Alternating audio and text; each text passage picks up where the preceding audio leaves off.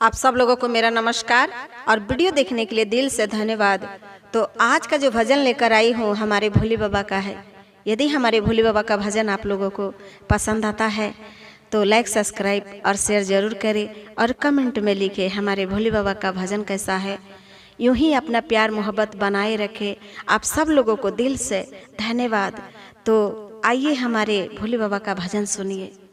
रिम झिम सावन बरसे, चमके बिजुरिया से बाजे लागल हो, से बाजे लागल हो। हमरा बाबा के डमरुआ से बाजे लागल हो, हमरा बाबा के डमरुआ।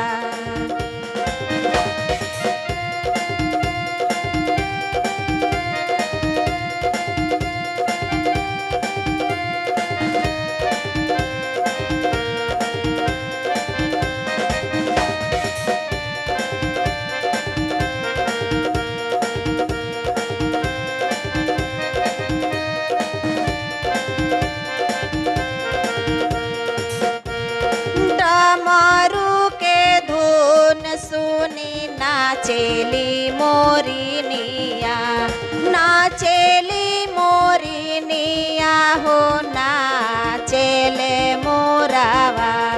डमरू के धुन सुनी नाचेली मोरिनिया हो, नाचेले मोरावा। से बाजे लागल हो, से बाजे लागल हो। गौरा मैया के पायलिया से बाजे लागल हो, गौरा मैया के पायलिया।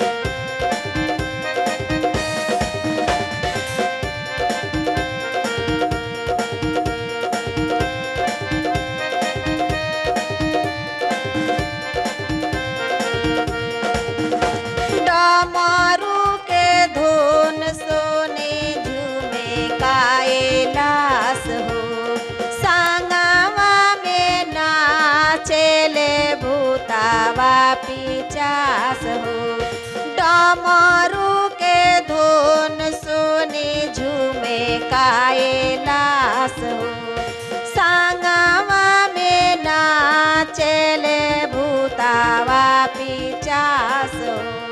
नगवा नाचे, बसहा नाचे, नाचे गौरा मैया हो, नाचे गौरा मैया के बाजे लागल हो, से बाजे लागल हो।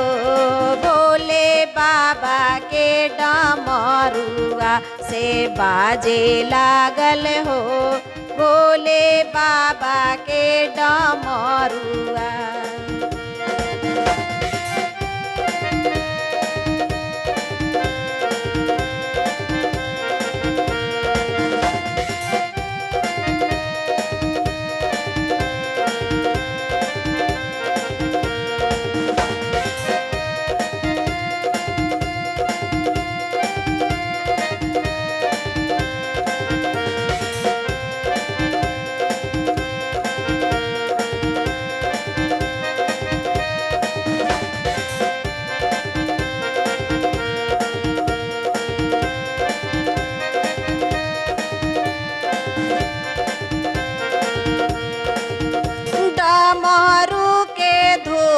सुने ब्रह्मा जी आईने, ब्रह्मा जी आईने, संग में विष्णु जी आईने।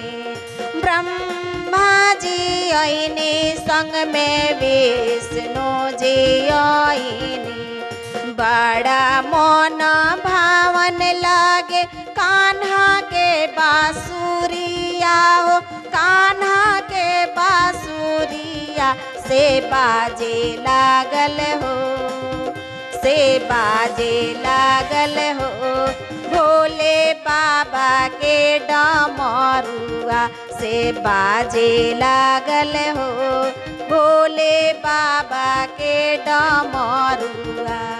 रिम झिम सावन बरस चमके बिजुरिया हो, चमके बिजुरिया से बाजे लागल हो, से बाजे लागल हो।